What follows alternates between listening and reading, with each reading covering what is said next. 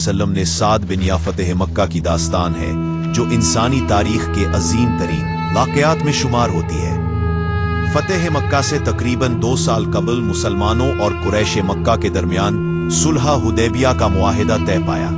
इस मुआहिदे की एक अहम शर्त ये थी कि 10 साल तक दोनों फरीक एक दूसरे के खिलाफ जंग नहीं करेंगे और अरब के तमाम कबाइल को ये आज़ादी हासिल होगी कि वो मुसलमानों या कुरैश में से जिसके साथ चाहे इत्तेहाद कर ले। ये भी तय हुआ कि अगर किसी हलीफ कबीले ने दूसरे पर हमला किया तो सुलह टूट जाएगी। इस वक्त अरब के 2 पुराने दुश्मन कबाइल बनु बकर और बनु खज़ा थे। बनु बकर एक ताकतवर और बाअसर कबीला था, इसलिए उन्होंने कुरैश के साथ इत्तेहाद कर लिया, जबकि बनु खज़ा ने मुसलमानों के साथ हलीफ बनना कबूल किया। ये सब सुलह हुदैबिया के फौरन बाद के हालात थे, लेकिन कुछ ही अरसे में हालात यकसर बदल गए। मुसलमानों ने खैबर फतह किया, रूमी सल्तनत से टक्कर ली और अरब में उनकी ताकत वाज़े हो गई। अब कुरैश का रौब टूट चुका था और मुसलमानों का पलड़ा भारी हो गया था। कुरैश इस बात की कोशिश में रहते थे कि किसी तरह सुलह हुदैबिया बरकरार रहे, लेकिन उनके हलीफ बनु बकर ने पुरानी दुश्मनी की बना पर रात के अंधेरे में मुसलमानों के हलीफ बनु खज़ा पर हमला करके कई अफराद को कत्ल कर दिया। ये सरीहन मुआहिदे की खिलाफ वर्जी थी। बनु खज़ा कमजोर थे, वो सीधे रसूलुल्लाह सल्लल्लाहु अलैहि वसल्लम की खिदमत में हाजिर हुए और मदद तलब की। जब कुरैश को इस वाक़े का इल्म हुआ तो वो खौफजदा हो गए।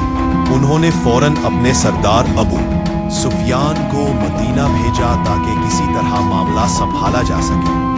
अबू सुफियान मदीना पहुंचकर सबसे पहले अपनी बेटी हजरत उम्मे हबीबा के घर गए, जो रसूलुल्लाह सल्लल्लाहु अलैहि वसल्लम की ज़ौजा थी। जब अबू सुफियान बैठने लगे तो हजरत उम्मे हबीबा ने बिस्तर हटा दिया। क्या ये बिस्तर मेरे लायक नहीं या मैं इसके लायक नहीं? उन्होंने जवाब दिया, ये रसूलुल्लाह सल्लल्लाहु अलैहि वसल्लम का बिस्तर है और आप मुशरिक हैं, मैं नहीं चाहती कि आप इस पर बैठें। ये सुनकर अबू सुफियान को सख्त सदमा हुआ। वो रसूलुल्लाह सल्लल्लाहु अलैहि वसल्लम के पास गए और मिन्नत समाजत की कि सुलह को बरकरार रखा जाए, मगर आपने उनकी बात कबूल ना फरमाई। उसके बाद वो हजरत अबू बकर, हजरत उमर और हजरत अली के पास भी गए, लेकिन किसी ने भी उनकी सिफारिश कबूल ना की। आखिरकार वो मक्का वापस लौट गए और कुरैश को बता दिया कि अब सुलह हुदैबिया खत्म हो चुकी है और कोई मदद बाकी नहीं रही। मक्का वालों को ये अंदाजा ना था कि मुसलमानों की तरफ से हमला इतनी जल्दी होगा। मदीना में रसूलुल्लाह सल्लल्लाहु अलैहि वसल्लम ने मुकम्मल राजदारी के साथ तैयारी शुरू कर दी। किसी को ये तक मालूम ना था कि हमला कहाँ और कब होगा। हत्ता कि हजरत अबू बकर ने हजरत आयशा से पूछा तो उन्होंने भी लाइल्मी जाहिर की। दुश्मन को मजीद कंफ्यूज करने के लिए रसूलुल्लाह सल्लल्लाहु अलैहि वसल्लम ने एक छोटा लश्कर रूमी सरहद की तरफ रवाना कर दिया ताकि सब यही समझें कि मुसलमानों का रुख कहीं और है।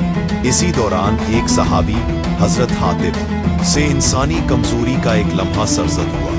उन्होंने मक्का वालों को एक खत लिखा जिसमें तैयारियों का जिक्र था ताकि मक्का में मौजूद अपने खानदान को नुकसान से बचा सके।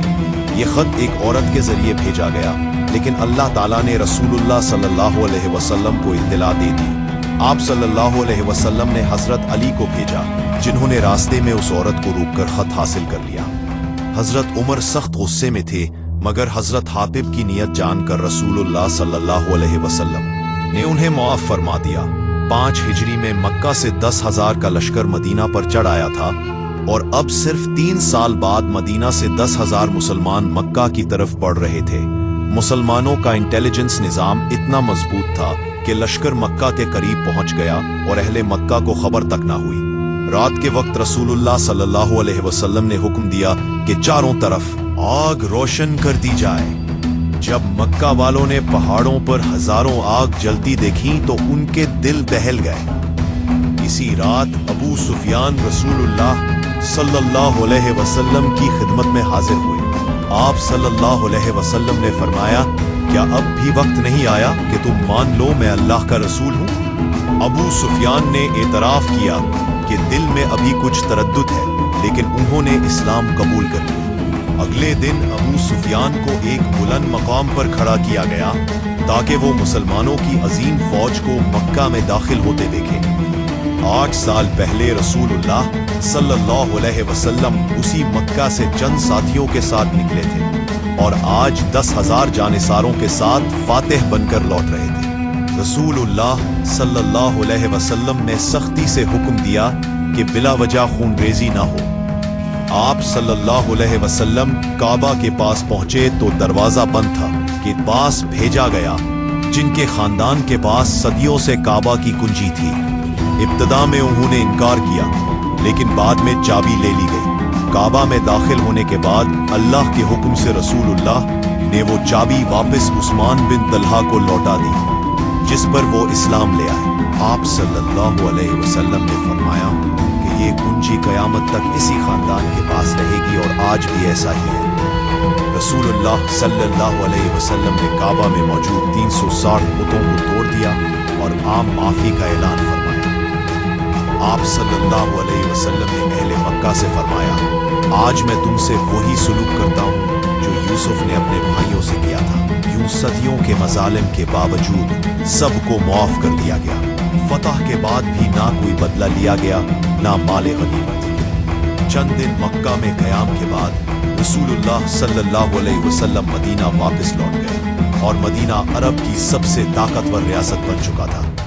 मगर कुछ कबाइल ने अब भी इस ताकत को कबूल ना किया और यही आगे आने वाली एक निहायत सख्त और खतरनाक जंग का पेशखेमा बनी जिसका जिक्र फिर कभी करेंगे।